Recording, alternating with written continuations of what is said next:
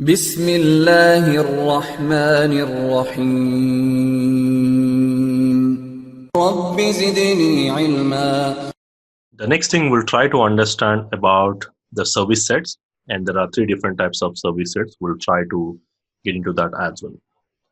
Now, the first thing, what is service set? Service set represents a group of devices connecting with the same SSID.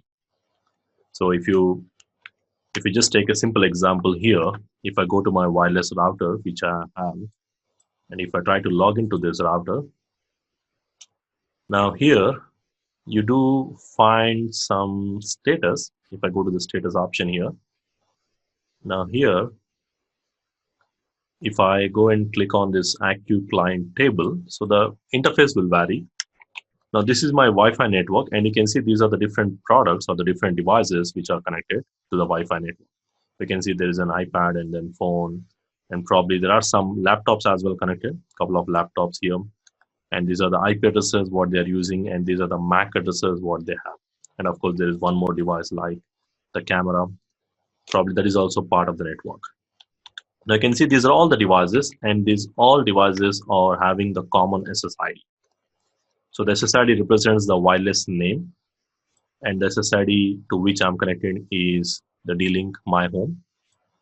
And if you try to go to the home page, I think the wireless page, from where you can see the SSID. Now all these devices are part of one network, and they all are connected to the one SSID, and these set of devices connecting to one common network, we call them as service set.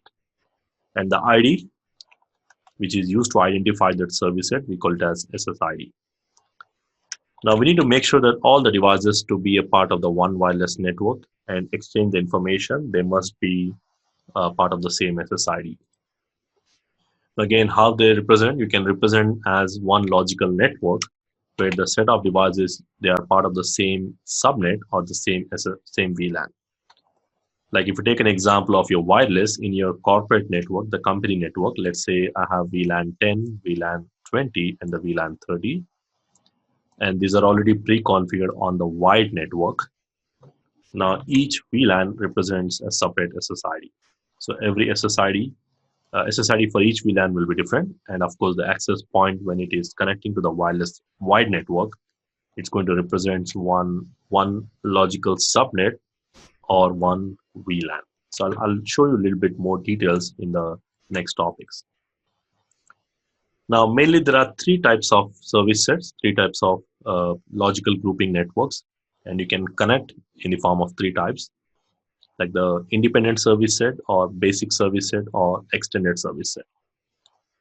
Now the difference is simple. If you are trying to connect the devices without any access point, and that kind of network we call as independent service set, or even it is called as ad hoc mode or peer-to-peer mode, computer to computer network, there are different names. So technically in terms of service set naming, we call it as independent, so basic service set. And if you're trying to connect your devices with the help of one access point and just one access point, and they are connected, the clients, we call them as basic service set. And if you're trying to connect multiple access points, then we call it as an extended service set. So you may have two or more than two access points providing the connectivity, and all these devices are part of one SSID. They all use the same SSID. But the only difference is in these three different types, in the first scenario, there is no access point. And in the second scenario, we have only one access point. In the third scenario, that is extended service set, we have multiple access points.